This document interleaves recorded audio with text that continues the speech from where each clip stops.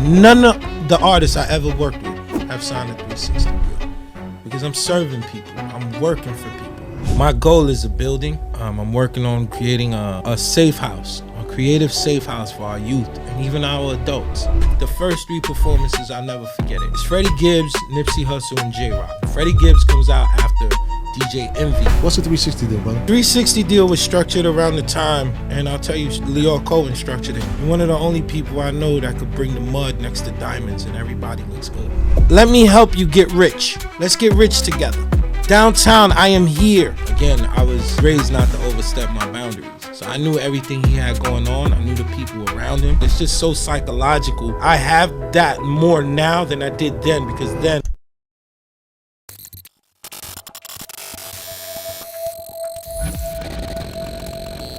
Dímelo con que lo que, you already know what it is. Podcast Central, Coastal Chronicles NYC. I'm your boy, Tank Sinatra, a.k.a. Taino Domingo. You know the lingo. Call me anything but late for dinner because I love to eat.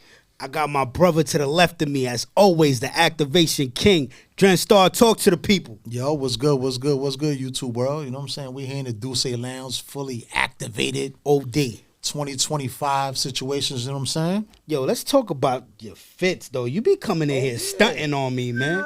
Let me see the hat. The hat, you know though. What I'm saying? It's the nation. Rock Nation family, you know what I'm saying? That thing looking Paper tough planes out do here, say, man. you know what I'm saying? This is what we doing. Something light. Activation king as it should be. Yeah. You know what I'm saying? With that being said, like, link, subscribe, share, do all that, man. Press them buttons, man, because we out here working, you heard? With that being said, yo, we got a good one. We always got a good one. Yeah, we definitely do. Let's get to it, man. This man is straight out of the Lower East Side, and his journey in hip-hop started by pure chance. One random day, he found himself on a set of Nice and Smooth's Hip-Hop Junkies, and just like that, the culture had him hooked. As a teen, he linked up with a local crew that lived and breathed hip-hop. Music, fashion, marketing, all of it. By 17, he was all in, chasing his passion with everything he had. But life threw some curveballs his way, and after some legal troubles that could have derailed everything, he made a pivot that changed his whole trajectory. A friend put him on the Shady record street team, and that was the start of something big. Fast forward to 2006, after putting in crazy work on the anger management tour, he earned a spot as Shady Records' National Director of Promotions. That meant hitting the road, building a relationship with DJs, discovering raw talent, and making sure that the right artists got heard. And he didn't just have a front row seat to history, he helped shape it. He was the one who put Paul Rosenberg onto Kendrick Lamar's music, which eventually made its way to Dr. Dre. That's the kind of ear he got. Later at Def Jam, he continued his legacy, working with future stars like Pop Smoke and Fabio Foreign and IDK, always keeping his finger on the pulse of what's next. And when it came to branding, he flipped the game on that too, securing multi-million-dollar deals like the one for G-Shock and getting their watches featured in over a dozen music videos. Yeah, I want my watch. But what really sets him apart, it isn't just the music, it's the mission. He took all that knowledge, all that industry connections, and he started pouring back to his community, teaming up with Marty Medina and co-founded LES United Festival, which has provided school with supplies and resources to over 25,000 families. If that wasn't enough, he helped launch the Music Lab, a program teaching inner city youth the ins and outs of the music business, giving them the tools to build their own future. He's a music executive, a community leader, and a cultural shifter. He's him Duncan, a.k.a. Pedro, Dro, you know it. Talk to the people, my brother. Talk to the people, man. Thank y'all for having me. You understand what I'm saying? Man. Talk to the people, brother, because listen, man. Thank you, God, for giving me energy and waking me up every day and just keeping me with a conscious mind. Being focused around the people around me is so important, man. Community is everything. You know what I'm saying? Bro. The person next to you represents you. It don't matter where. One of my friends today said, "You're one of the only people I know that could bring the mud next to diamonds and everybody looks good." He was like, that's how influential you are, in case you didn't know. Facts. Because we live in ourselves so much, we don't notice what our outreach is because we have our own issues and our daily stuff that we're dealing with. And most of the times our mission is, believe it or not, every one of us, you know what you guys are doing in here? helping people. You guys are serving people. And people get that fucked up because they think serving people is you're serving people. You're taking care of people. You're giving people hope. And all this shit that I ever done, one thing I kept in the back of my mind as an A&R is I'm helping people. No artist that I ever got a deal for has walked away like he did me dirty. I fought for them. I never let no artist I ever signed get a 360 deal. I made sure they walked away with masters. I made sure they did their own merch and carved away all these little things that were going to get pinched in on them. None of the artists I ever worked with have signed a 360 deal because I'm serving people. I'm working for people. I was told the other day, you're a missionary, and I didn't know that. And that's what I do. I'm on a mission to serve the people around me. It makes us greater. So he went right into it. He skipped the whole intro, like he would just went right into it. So we gonna get right into it. You mentioned a 360 deal for the viewers that don't know what a 360 deal is. What's a 360 deal, brother? A 360 deal was structured around the time, and I'll tell you, Leo Cohen structured it. It's a deal that's structured to carve into, because at that time CDs weren't selling no more, and the streaming thing happened, and it was a adjustment in the business, and people were wondering, how are we gonna get paid? How are we gonna do business if this is chopped up? So it was a structure of a deal to have a piece of all your entertainment income as an artist signed to that particular label. Touring, merchandise, recording, and any other subsidiary funds or branding funds that would come in from anywhere else. That's a 360 deal. They get a piece of it all. But here's the thing. Here's the other side.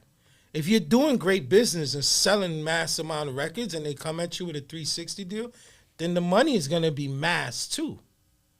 It's a double-edged sword. It's all it is, bro. It's just on how you're negotiating. One thing about the music business that separates itself from every other business, not one deal has the same structure. It's the wild, wild west of business.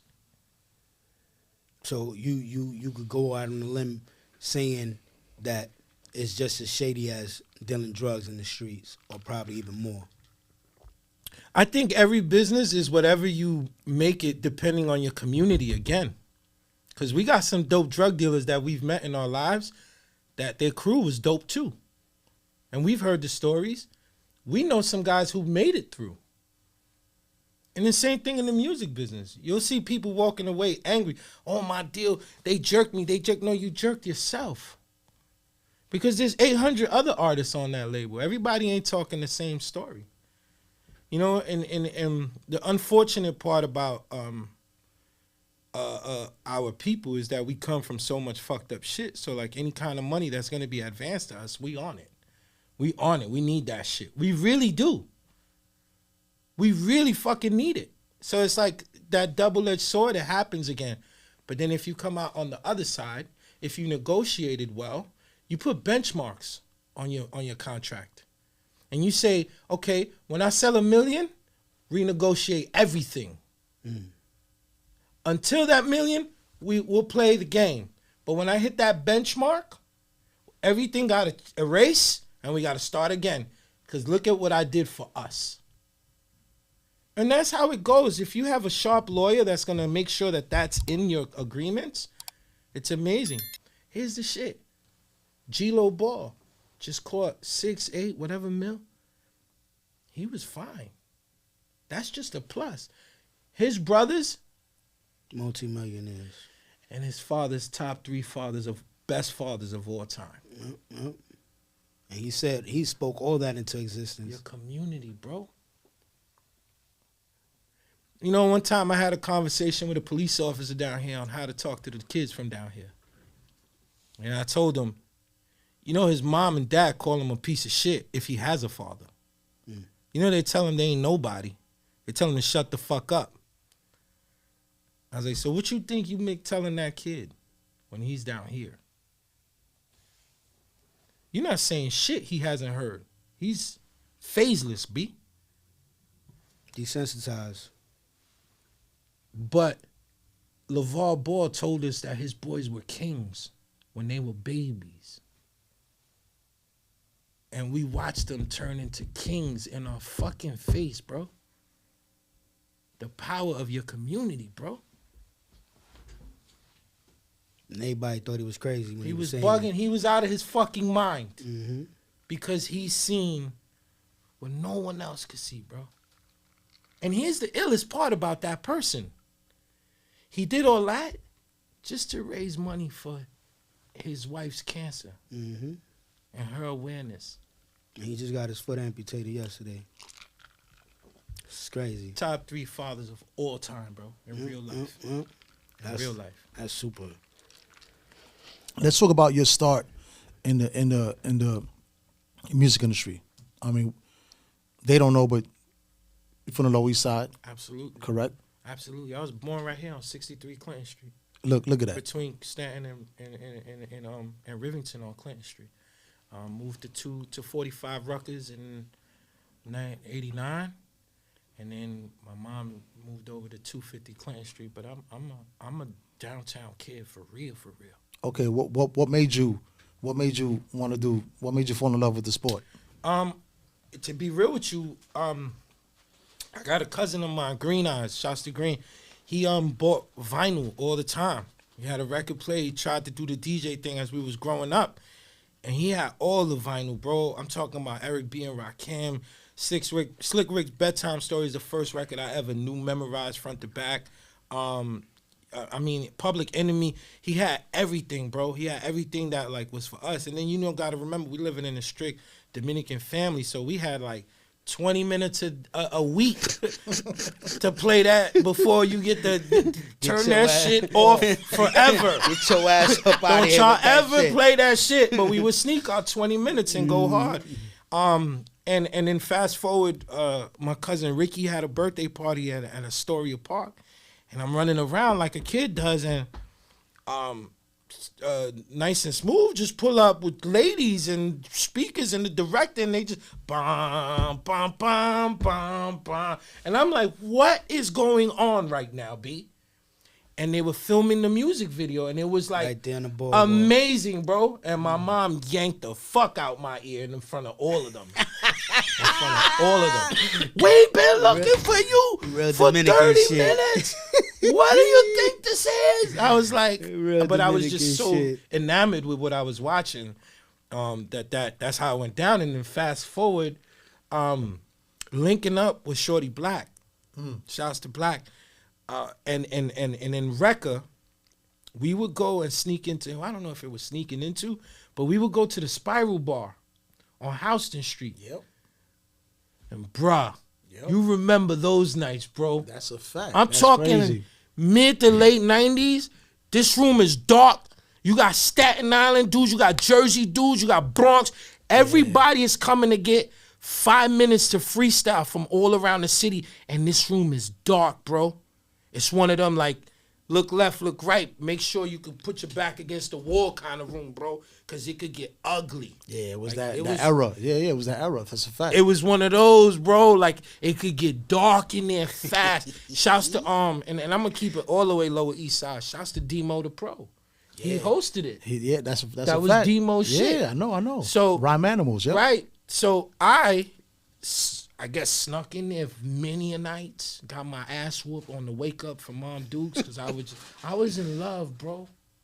I was in love, Dren. The shit was dope. Like, I'm running with my guys from this neighborhood. We would go in there and tear that shit down. Motherfuckers want to beat us up. We got to get up to go to school in the morning. But we battling grown men and going at grown men. And it was and I never rapped. I just love the culture so much. I just love the sport that I had to figure my way in. And the only way to be in is to be there. Yeah, you know what's crazy? You mentioned Record Shorty Black. Record was going to be one of my first artists to manage ever. Ever. And he was so young that, I mean, at the time, he must have been like 13, 14, maybe younger. And that's when he had 30, 40 dudes from the Bronx coming fatigued out to battle him because he was that good. He was nasty. He said, I still remember he said some shit at one time like, I'll cut your face with no worries. Hakuna Matata. What the fuck? Bro, he was ahead of his time. It was that kind of shit, bro. Yeah, he was ahead of his time. And he was right. Like, It was, and I tell you who used to come. Niggas from Fort Knox. Yeah. 50 deep. All to fatigued out for him. Destroy him. Yeah, it was crazy. It was. I still have footage from that. Like, I still have footage. Like, those are legendary nights. Great times, bro. Like. If this was what I want, if this is what I'm gonna get into, yeah, I'm with this. If somebody can come out of here making money, because the Wu used to stay in there. Killer Army. Yeah, I brought them in there. Yeah, Killer Army. I brought them lived in there, bro. Yeah, facts. All of them. And he used to be like, it was dope, man. Capadonna pull up, Ghostface will pull up. Like, we had that thing, and that's what turned me out, bro. That's what turned me out. So you were there as a fan. Mm-hmm. You were there as a fan, but then fast forward, you got into the game officially. What was your first official role in the music industry? Here's how it happened. I had asked my mom to go to a prep school to play basketball. I had boys club with me. They was ready to do all the academic all-star thing, and it didn't work out. She wasn't with it. Again, strict Dominican mom. And I just became rebellious, to be honest with you. I became very rebellious, and one time on the hangout, a kid in Washington Square Park, I was hanging out with my man Fat Mikey, and he was like, yo, you guys look dope, man. Y'all ever thought about starting a clothing company? And I'll be real with you. We linked up with that guy a few times, and then after that, I was like, I could do this shit. We could do this shit. I could do this shit. And then I linked up with my cousin and Marty, and I told him, like, yo, let's whip up some shit. Let's just whip up some shit. And one time Marty whipped up a nice T-shirt that both Shorty Black and Van at the time wore it in Vegas. And Shorty Black and Van specifically were into the clothing business hard at the time. They were going to the Magic shows like 99, 2000. They would like, it was moving, and an investor popped up, loved the design that we made. And we had an investor, we had an office I didn't even finish high school and I had an office.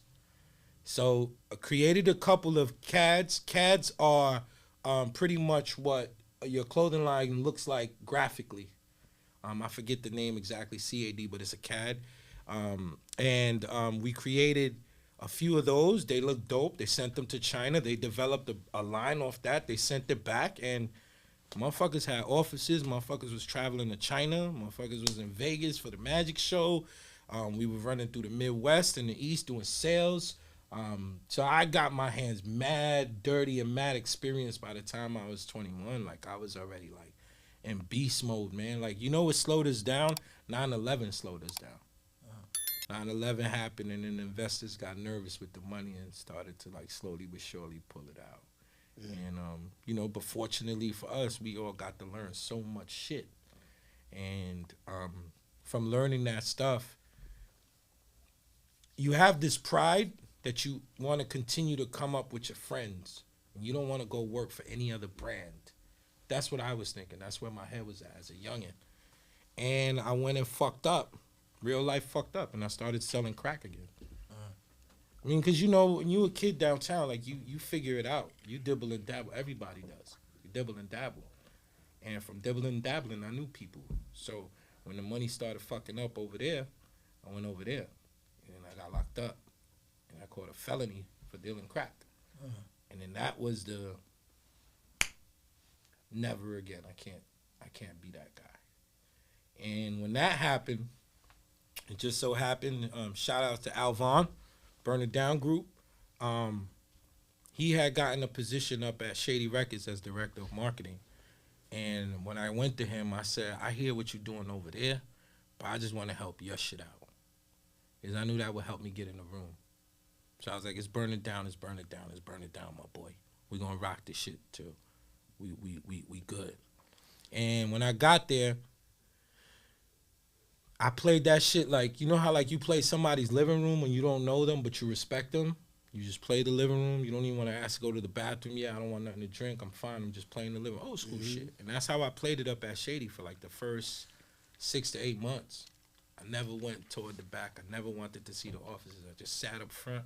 I said, Alvaro, you just give me what I need. I'll go hit the streets. I'll put my posters up. I'll take pictures. I don't want to move with people. I don't want to move with nobody. I want to do my own thing. And that's how I built it up. And then what made me get money was sticking to the hustle mind frame, but just legit, like, up at Shady at the time, because they're a subsidiary of Interscope, there was so much records coming, like little vinyl, between G-Unit guys, Shady guys, and then the people at Interscope. We always getting boxes of vinyl. So I would take that vinyl to my clothing people, my Japanese people that would buy clothing. They would buy vinyl from me too. So that's how I kept money in my pocket. And then half of it, I would give it to Alvon for opening the door for me. So I did that shit for like a good year and a half, and then I went on the anger management tour. And what I did at the anger management tour, you're being paid, but you're being paid in, you know, as a marketing street team level, which is fine. It beats selling crack. But then the opportunities that you get on the road, and then you're seeing 25, 30 cities, and you running around with these, like, bro, this is my first tour. I'm talking Ludacris, Pitbull, Little John, Eastsiders, everybody that was on a G Unit. This is including MOP and Mobb Deep, and Olivia, Banks, Yayo, Buck, everybody on Shady plus Eminem. This tour, and I turned shit on, bro, and I started calling every clothing brand that I used to fuck with on the road. And I used to lace everybody. Every security guard, every production person was super fresh at this tour, bro. If you go see the anger management tour, HBO, at Cinemax, they did a special. You see Obi Trice come out with the Mesquite Originals, Obi Trice. That's because I had the tie-in with Mesquite Originals.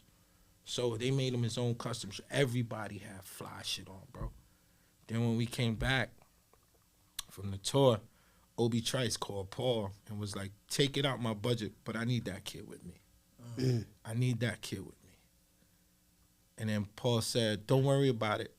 Dro, hit the road. When you come back, we'll talk about your situation here. But hit the road, go do what you got to do and come back, and we'll lock in. And that's how I got the Shady, and that's pretty much. That's a key takeaway, man. The key takeaway from that whole message is put the work in, man. Somebody's always going to notice the work that you put in. Sometimes people want the bag, gimme. Instant gratification. And you have to put the work in. Like this man just told you his story.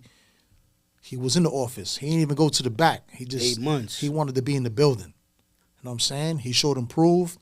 He did what he had to do. Shook the block.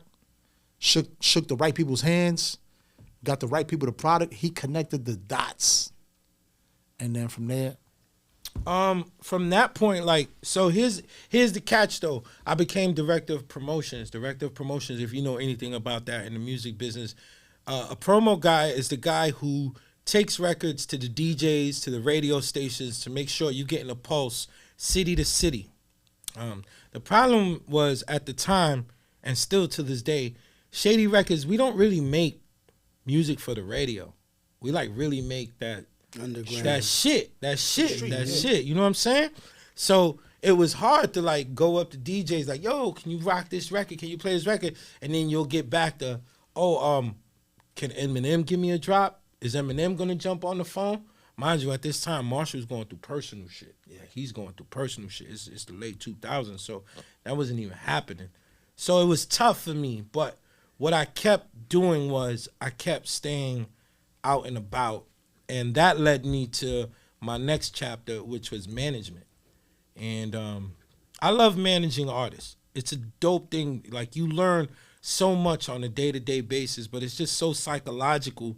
And I have that more now than I did then, because then it was just sheer confidence. I was just rolling off confidence in my experience from hearing what was going on around me. But what happened was, because I wasn't able to really work records to the stations, I started to hang out at like performances, and people were, you know, opening up and this and going to this spot, just checking people out and helping people put shows together because I had so much relationships with artists. And this is the blog era. Like, the blog era was probably one of the greatest eras of all time, if you ask me. Besides the golden era, the blog era, you know, shit breeded Drake and them. That shit comes from the blog era, bro. J. Cole, the ASAPs, the pro eras, Bronson, all that shit comes from the blog era. Greatest era, because we were slinging mixtapes for free. And those mixtapes on those different platforms were bringing us fans that were paying to see us perform and rock around the world. So that's what my continuous started to come into the management world, and I started to go out, and I got introduced to Bronson through a friend because I was actually a fan of his music. My man Uncle Paulie, who has a sandwich shop in LA now, Uncle Paulie's, introduced me to Bronson. And then when I met Bronson, I straight up and down told him, like, yo, bro, I'm gonna be real with you. You a dope rapper, but you're more. You're gonna be big, bro. You're gonna be like, if you want, you could be an ESPN anchor if you want, bro. You that kind of talent. He was like, bro, I'm just doing what I do, B. And when I started working with him, I started managing him, and I brought him over to Goliath Artists, and I was his day-to-day guy, and Paul was the known manager. But I had brought him, and it was like, I had to convince Paul that this guy was that real, bro, because I felt it in my heart, bro. He was so dope, bro. Like, the dude, his cooking shit was animated, and it was YouTube, and it was low quality, but it was so impactful and intelligent that I knew there's more to this guy. And we made the music that we loved to make, and we traveled, and, it was such a dope experience, which led me to knowing that you had an amazing relationship with Mayhem. Because I'm around Mayhem so much, and then I started managing Mayhem. I started managing Harry Fraud, the producer. I just got off the phone with him at the time.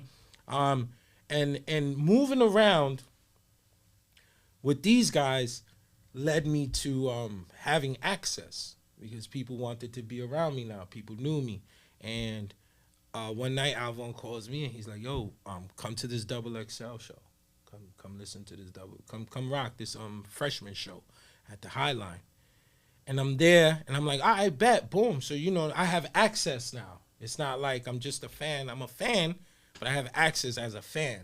And one night, the XXL freshman joint goes off, and the first 3 performances, I'll never forget it. It's Freddie Gibbs, Nipsey Hussle, and J-Rock.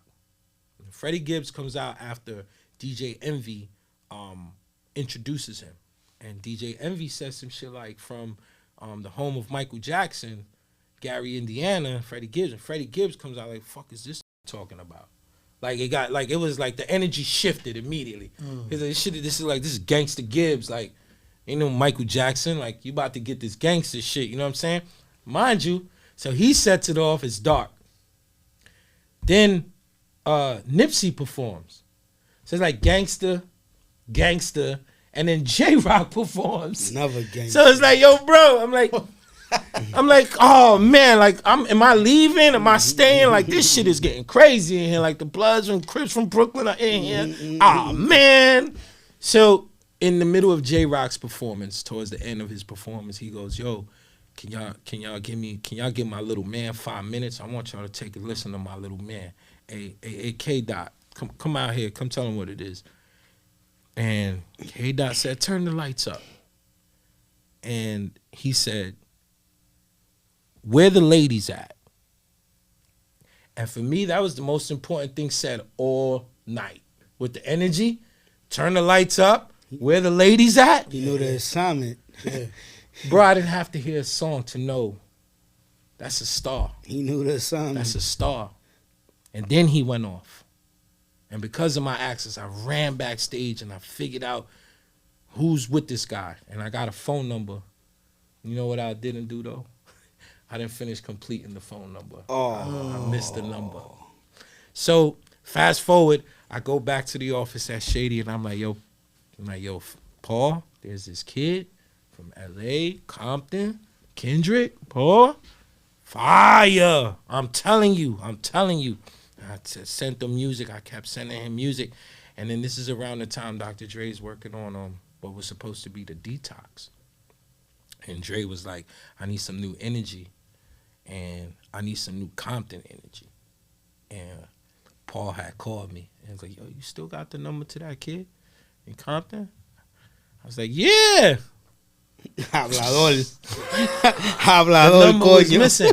But because of access, because of family ties, because of reaching out, I hit my man Brock in LA.